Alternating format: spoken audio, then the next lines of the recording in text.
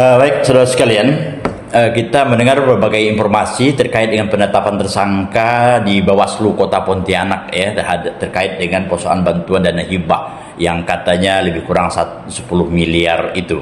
Nah, kami melihat bahwa penetapan tersangka terhadap sekretaris Bawaslu Kota Pontianak itu sangat prematur sekali. Mengapa dikatakan demikian? Karena mestinya untuk menentukan seorang tersangka itu mesti memiliki roadmap yang jelas gitu. Jadi sehingga tidak akan ada aspek-aspek lain yang bisa menyalahi dan penetapan tersangka itu sendiri. Mengapa saya katakan demikian? Karena sampai saat sekarang ini belum tahu kerugian negara itu seperti apa gitu. Karena wewenang yang sesungguhnya untuk menentukan kerugian negara itu adalah BPK itu sendiri. BPK lah yang punya kewenangan secara konstitusional untuk bisa menentukan kerugian negaranya. Nah, sampai detik ini belum ada perhitungan yang konkret dilakukan, bahkan dari penyidik kejaksaan sendiri belum pernah menyampaikan informasi bahwa kerugian negara sekian akibat penyalahgunaan yang dilakukan oleh salah satu sekretaris Bawaslu Kota Pontianak berkaitan dengan tugas-tugas berhadapan dengan pemilihan wali kota terdahulu.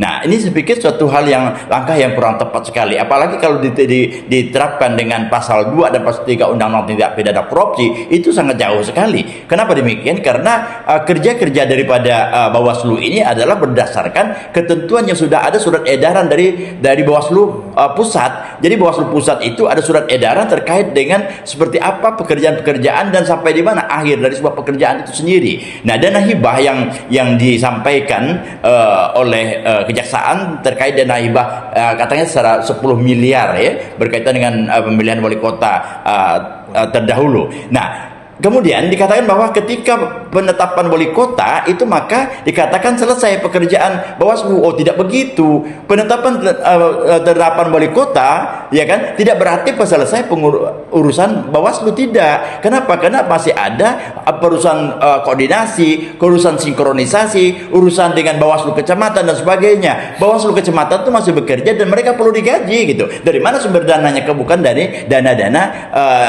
hibah itu sendiri. Nah, kemudian ada pengembalian dana. Pengembalian dana itu yang 600 juta itu bukan pengembalian dana karena pemeriksaan wali kota, tidak. Tetapi berkaitan dengan LPJ, laporan pertanggungjawaban Bawaslu yang terkait penggunaan dana hibah itu sendiri. Nah, di situ ada 1,7 miliar dikembalikan 600 miliar ya kan. Nah, ada LPJ-nya ya kan, dan diperiksa secara resmi dan diperiksa oleh inspektorat dan juga dari pihak Pemkot Kota Pontianak itu sendiri. Artinya tidak ada masalah. Yang 1,1 miliar itu masih digunakan untuk kepentingan operasional dan hal-hal yang berkaitan dengan kewajiban dilakukan terhadap Bawaslu kecamatan, ada gaji mereka, dana operasional dan sebagainya. Nah, jadi artinya apa? 1,1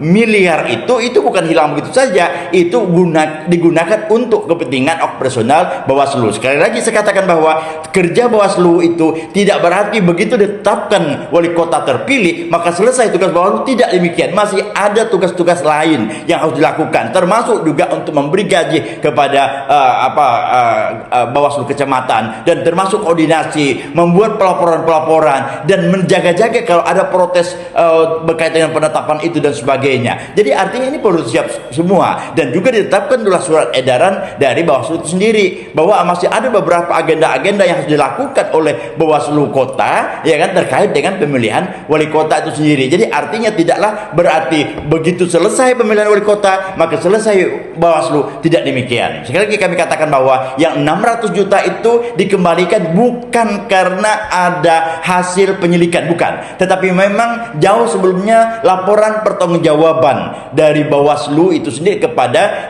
Pemkot sebagai pemberi hibah. Nah, dan itu jelas sekali dilakukan secara resmi dan sudah diperiksa oleh inspektorat ya kan dan pihak-pihak yang lain. Nah, saya kira ini semuanya dilakukan secara resmi. Sekali lagi kami katakan bahwa penetapan tersangka itu masih sangat prematur sekali ya kan. Kita jangan sampai memaksakan sesuatu yang memang belum saatnya untuk ditetapkan sebagai tersangka. Ya, kita apresiasi semangat untuk penegakan hukum, semangat untuk pemberantasan korupsi, kita apresiasi. Tetapi tentu saja penegakan hukum jangan sampai justru melanggar hukum itu sendiri. Sedemikian, terima kasih. Assalamualaikum warahmatullahi wabarakatuh.